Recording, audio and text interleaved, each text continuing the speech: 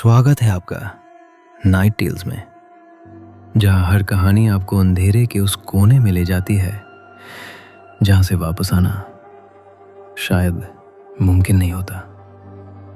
तो लाइट्स बंद कर दीजिए और खुद को तैयार कर लीजिए एक और डरावनी कहानी के लिए। राहुल एक यूट्यूबर जो डरावनी जगहों की वीडियो बनाता था, उसने इस झोपड़ी के बारे में सुना। लोगों की बातें सुनकर उसका डर नहीं बल्कि एक्साइटमेंट बढ़ गया। यही तो चाहिए मेरे चैनल के लिए, उसने मुस्कुराते हुए कहा। रात के 11 बजे, कैमरा ऑन, टॉर्च हाथ में, वो अकेला उस जंगल में घुस गया। जंगल अजीब तरह से शांत था, न कोई हवा, न पत्तों की आवाज, बस उसके कदमों की चर चर। जैसे ही वो झोपड़ी के पास पहुंचा, उसका कैमरा अचानक ग्लिच करने लगा। ये क्या? उसने कैमरा ठीक किया। झोपड़ी का दरवाजा आधा टूटा हुआ था, अंदर पूरी तरह अंधेरा। तो दोस्तों, मैं अभी उस शापित झोपड़ी के अंदर जाने वाला हूं। वो कैमरे में बोलते हुए अंदर कदम रखता है। अंदर घुसते ही अचानक दरवाजा अपने आप धड़ाम से बंद हो गया। राहुल घबरा गया। कौन है? ये मजाक मत करो। लेकिन वहां कोई नहीं था। झोपड़ी के अंदर एक अजीब सी बदबू थी और दीवारों पर पुराने खून के निशान। अचानक पीछे से किसी के चलने की आवाज आई। ठक ठक ठक। राहुल ने धीरे से पीछे मुड़कर देखा।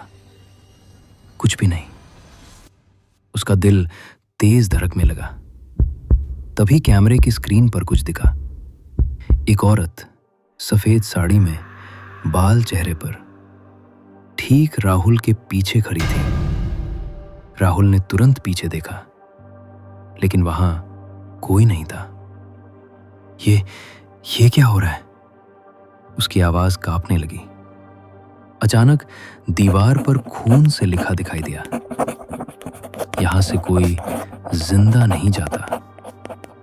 अब राहुल भागने के लिए दरवाजे की ओर दौड़ा, लेकिन दरवाजा गायब था। हाँ, जहां दरवाजा था अब सिर्फ दीवार थी। अचानक झोपड़ी के कोने से एक डरावनी हंसी गूंजने लगी। राहुल ने टॉर्च उस तरफ घुमाई। वहीं वो औरत खड़ी थी, इस बार असली में। उसका चेहरा पूरी तरह जला हुआ, आंखें काली और मुस्कान बहुत डरावनी। तू भी बाकी सब की तरह यहीं रहेगा, उसने धीमी आवाज में कहा। राहुल चीखा और भागने लगा, लेकिन जैसे ही उसने पीछे देखा, वो औरत उसके बिल्कुल सामने थी। अगले दिन गांव वाले झोपड़ी के पास पहुंचे, क्योंकि रात भर चीखने की आवाजें आई थी। उन्होंने अंदर देखा, वहां सिर्फ राहुल का कैमरा पड़ा था। कैमरा ऑन था आखिरी रिकॉर्डिंग में। राहुल चिल्ला रहा था और उसके पीछे वो औरत धीरे धीरे उसके करीब आ रही थी। फिर स्क्रीन ब्लैक।